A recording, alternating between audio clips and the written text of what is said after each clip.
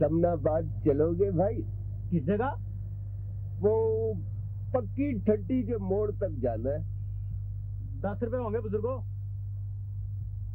ये तुम्हारा मीटर नहीं चलता भाई? मैंने अर्ज की है ना बुजुर्गो, जाना है तो 10 रुपए होंगे, नहीं जाना तो मेरा टाइम खराब ना करें।